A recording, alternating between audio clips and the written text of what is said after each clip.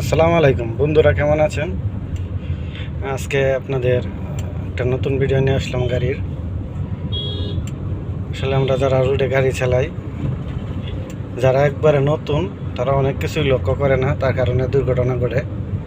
আমরা রোডে গাড়ি চালানোর সময় নিয়ম হলো, আপনার যদি আপনি লেন পরিবর্তন করেন অবশ্যই ইন্ডিকেটর দিবেন, লুকিং গ্লাস দুটা দেখবেন, তারপরে লেন পরিবর্তন করবেন। আসলে আমরা সরাসরি ডাইরেক্ট এক লেন থেকে আরেক লেনে চলে যাই, এই কারণে দুর্ঘটনাটা অনেক সময় হয়। পিছনের গাড়ি আমরা লক্ষ্য করি না। অবশ্যই আপনার লেন পরিবর্তন করলে ইন্ডিকেটর দিবেন, তারপরে আপনি লুকিং গ্লাসে দেখবেন যে পিছনে গাড়ি আছে কিনা, ওই গাড়িটার কতটুকু গতি আছে, যে আপনি লেন পরিবর্তন করতে করতে ওইটা বাইজে যাবে কিনা, ওইগুলো লক্ষ্য করে আপনি লেন পরিবর্তন করবেন। আর ঘন ঘন লেন পরিবর্তন কখনো করবেন না।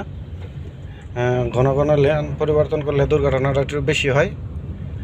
আর কথাগুলো অবশ্যই যারা একবারে নতুন তারা অবশ্যই মেনে চলবেন। আর সবসময় চেষ্টা দেখবেন, অনেক ড্রাইভার আছে যারা ওরা টানে, ওদেরকে দেখলে আগেই সাইড দিয়ে দিবেন। দেখা যায় ওরা বাউতি দেয় বেশি। একবারে নতুন ড্রাইভার যারা, তারা ওদের বাউ বুঝবে না, দুর্ঘটনা করবে। তাই নতুন যারা আছেন তারা অবশ্যই ওই গাড়িগুলো দেখলে সাইড দিয়ে দিবেন, যে ওদের ইমার্জেন্সি দেখাইতেছে, এক হরেন দিতেছে, এগুলো দেখে শুনে তারপর কী করবেন। যেমন এই যে আমি এই পাশ দিয়ে যাচ্ছি, আগে ইন্ডিকেটর দিছি, এই যে ইন্ডিকেটর চলতেছে, ইন্ডিকেটর দিয়ে আমি ডাইনে চাপছি। সরাসরি যে ডাইনে চাপতাম তাহলে দেখা যাইতো যে পিছনের গাড়ি বামে যাবে, সে বুঝতে পারবে না আমি কোন দিকে যাব, তাহলে একটা দুর্ঘটনা ঘটতে পারতো। তাই আপনি যে লেনে যান কিংবা যে দিক দিয়ে যান, আপনি অবশ্যই পিছনের গাড়ি লুকিং গ্লাসে ফলো করবেন। আর একসাথে তিনটি রাস্তা আছে, ধরেন তিন দিক গেছে, তিন রাস্তার মোড়। আপনি যদি সোজা যান সোজার ইন্ডিকেটার দিবেন, আপনি যদি ডাইনে যান ডাইনের ইন্ডিকেটার দিবেন, বামে গেলে বামের ইন্ডিকেটার, এটা আগে থেকে ইন্ডিকেটার দিয়ে যাবেন। আর অবশ্যই মোড় ঘোরার সময় আপনি লক্ষ্য করবেন সামনে দিয়ে আপনার কোনো গাড়ি যাচ্ছে কি না, কারণ মোড়ের মাঝে দেখা যায় যে সোজা গাড়িগুলো যাচ্ছে, আপনি বামে থেকে সোজা যাবেন, কিন্তু যেহেতু আপনার সামনে মোড়, অবশ্যই আপনি ওইখানে স্পিড কমাতে হবে, স্পিড কমায় দেখতে হবে সামনে কোনো গাড়ি আছে কিনা, ওইগুলো লক্ষ্য করে তারপরে আপনার গাড়ি নিয়ে যেতে হবে। আসলে যারা প্রাইভেট চালান তারা জানেন, লোকাল বাসগুলো ঠিকমতো সাইড দেয় না।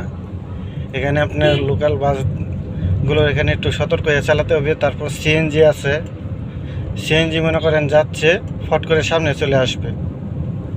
এগুলো নতুন যারা আছেন খুব হুঁশিয়ার হয়ে চালাতে হবে। ঢাকা শহরে অবস্থা মনে করেন যে কোনো দিক দিয়ে গাড়ি আসে, সব সময় চোখ কান খোলা রাখতে হবে, লুকিং গ্লাস 100% ফলো করতে হবে। যারা নতুন আছেন অবশ্যই কথাগুলো মেনে চলবেন। আমিও একবার সিনিয়র তা না, তবে আমি যতটুকু এক্সপিরিয়েন্স হয়েছে ঢাকা শহরে গাড়ি চালিয়ে যা বুঝছি তা থেকে আপনাদের সাথে শেয়ার করছি। আর ভিডিওটা যদি ভালো লাগে অবশ্যই একটা লাইক করবেন, কমেন্ট করবেন আর শেয়ার করে দিবেন। আর আপনাদের যদি ড্রাইভিং সম্পর্কে কিছু জানার থাকে অবশ্যই কমেন্টে জানাবেন, আমি পরবর্তীতে জানানোর চেষ্টা করব। ধন্যবাদ সবাইকে। আজকের মতো ভিডিওটা এখানে শেষ করলাম। ভালো থাকবেন সবাই। আসসালামু আলাইকুম।